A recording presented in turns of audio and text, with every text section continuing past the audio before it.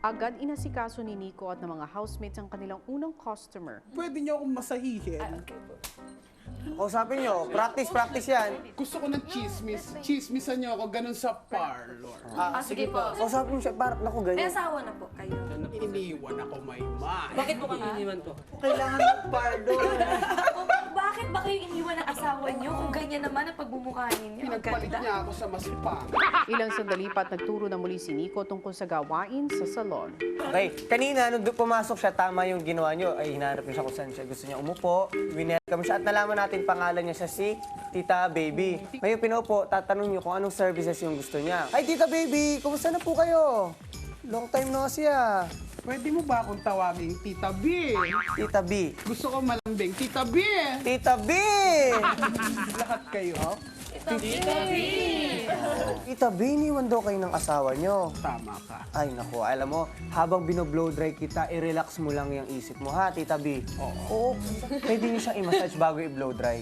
Kahit 1 minute na massage para pag upo niya, ma-relax siya. Ganito yung pag-massage doon. Huwag sobrang diin, ha? Yan. Tama. Huwag masyado dahil matatanggal yung wig ko. Yan, massage mo muna. Ang galing mo, Nico. Siyempre, pupunta siya dito na ganyan yung buhok niya kung gusto niya magpa-blow dry. Siyempre, basic. Ang blower, tsaka tong gantong brush yung bilog. Di po namin nakalain na naranasan niya rin doon kung paano mag-hairstyling, mag-blower, mag-plancha. Tinuruan niyo po kami. Sobrang bigat. Something that I saw but I never tried, so I'm really curious how to. Habang inaayusan si Nonong bilang si Tita Baby, kinausap nito si Maymay. Natuwa ka ba nung pinili ka namin? Hindi ko kalain. Nakita namin yung mga video, ikaw yung pinakamagandang aura sa kanila. Totoo. Ikaw ang magbibigay ng positive vibes sa loob. So, keep it up. Positive lang.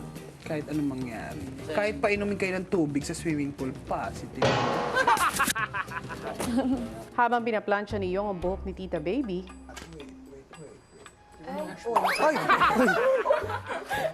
Taglit lang. Oh, parang nahubaran ako. Hindi ko na mabalik. Bingo ako. Yay! Okay naman. Tita Baby, malapit na po, ha? Pag napaganda nyo ako at bumalik ang aking asawa, dadaling ko kayo lahat sa inyo. Ang dami nagtutulong, mapaganda lang po kayo. Oo. Malilate na po kayo sa lamay. So, kayo ba ang maglilibing? Ando na daw yung karo na Lumabas-sipong ko. Nakakadiri. maya-maya pa, Para ako naging... Paano po ba ipapasok? Yo, mama! I look like your mama! Tita Baby, Yes! pasok ka sa confession. Let's go, yeah! pagpasok sa confession room, Hi, kuya. Tita Baby, ikaw ba yan? Siyempre. Ang galing ng mga housemates. Pag nakita ko ng asawa ko, Magsisisi siya. magsisisi siya. Dahil eto na yung Tita Baby 2.0. Nawala yung stress ko. Pak. O, di ba mugshot? Ang ganda. Papalakpakan sila ng Tita Baby.